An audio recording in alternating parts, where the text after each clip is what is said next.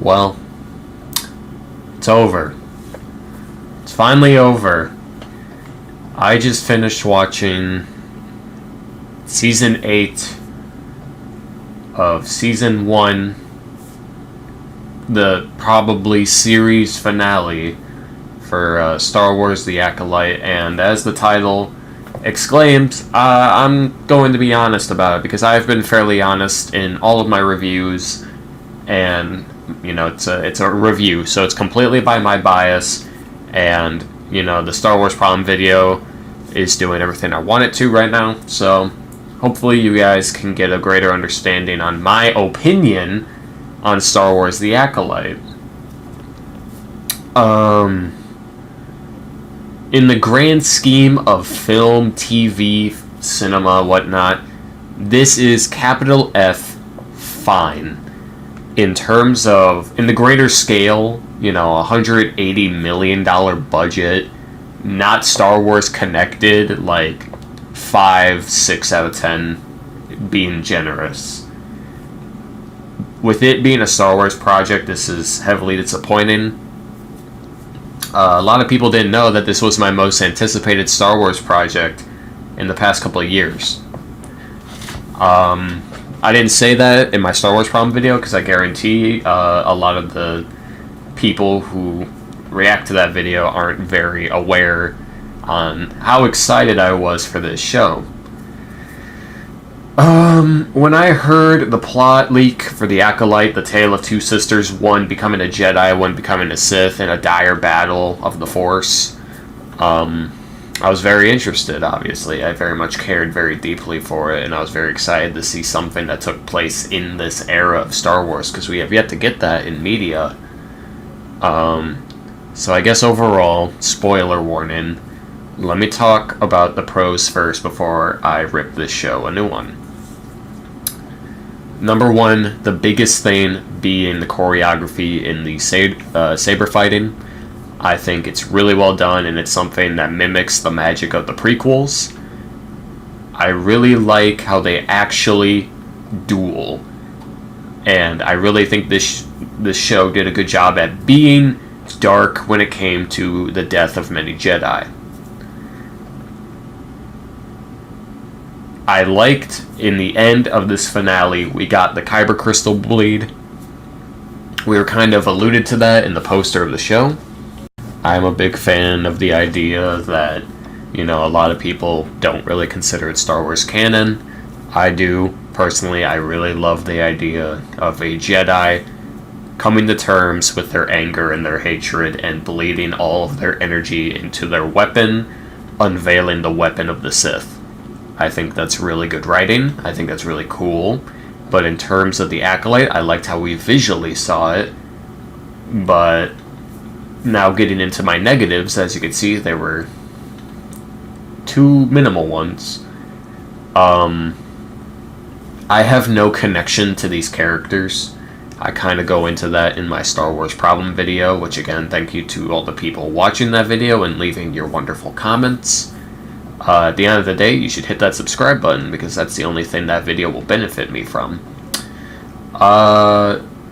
Yeah, this show is just... I'm very disappointed in the fact that I have no connection to these characters, and it has nothing to do with, the actress. It has to do with the writing, and, it feels like... Let me preference, the acting is very bland, it's very cardboardy, but it's very much like watching what people were saying about Hayden's original performance in episode 2 and 3, and they were like, alright, let's base our characters off the words these people are saying directly. And that's a shame, I really don't like the writing. I don't like the two cameos we get in the show. One being the infamous Ki-Adi-Mundi, and the other being the last frame of the show, the character we all feared we'd see. I don't like... this show had one job, in my opinion, and that was to make me like Osha and May. I don't understand May's, like, goal at all throughout, like, the first 4 episodes of the show. And then we meet Smilo Ren, like, he's, like, an essential character now to the show. And then May is just completely forgotten about and dropped once we understand, like, the burning of their home and, like, everything that happened with their family. May is a character that is just completely dropped, and she's kind of just carried around for the rest of the series, which really sucks. I didn't care for the other Jedi we meet except Sol, and ironically enough, Sol being the only Jedi I care about in this show, other than maybe Jecki, is hilarious because of the bad name they give Sol at the end of the show, blaming all of the events on this show on the one Jedi who, you know, yeah, he was a, like, in terms of the moral beliefs of a Jedi, he was a pretty bad Jedi. He pulled an Anakin. You know, he let love consume him, among other things, and, like, that sucks and that's a shame. With a show, like I stated before, with a $180 million budget, it is absolutely bewildering to me how we get all these landscapes with little to no creatures. We get all these areas and duels. Like, a lot of the show is spent on, like, 3 planets, and that's crazy to me. Yeah, I don't have an interest or an attachment to anything in this show, other than, like, a couple cool scenes with a couple cool characters. But yeah, this is really disappointing, and as a Star Wars fan, I'm pretty upset.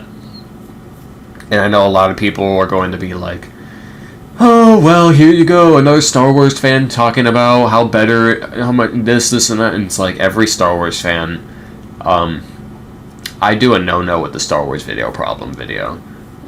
Yeah, because that's a sentence.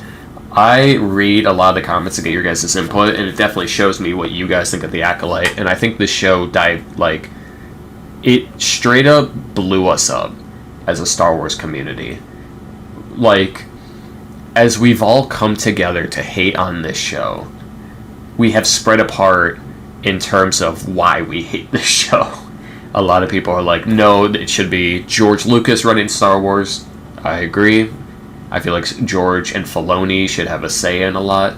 No, it shouldn't. We should have new original ideas and new concepts in Star Wars. I agree. The Mandalorian was amazing. That was a new idea, a brand new concept. It was really good.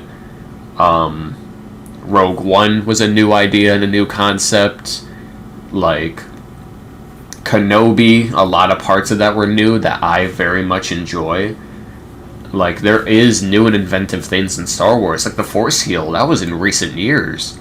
Like, the past 6 years, we've had the new ability of Force Heal, which is huge.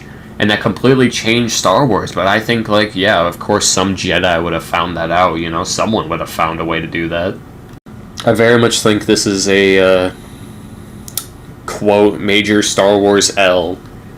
And I'm not pointing any fingers towards anyone, because I know everyone has done that already. As a Star Wars fan, and as a fan of media in general, I am just utterly disappointed that I watched so many hours of content that gave me nothing. Like, there are cool scenes in it, as I stated, yeah, and there's, like, cool concepts and stuff, but at the end of the day, like, will be forgettable.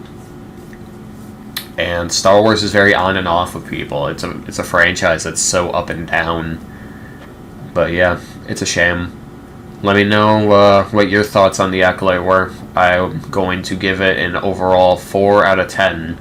And I feel very generous about that. Overall, I feel very unimpressed, uninspired, and I don't know what could be next for Star Wars. I don't. So we'll see going forward. Subscribe, and peace.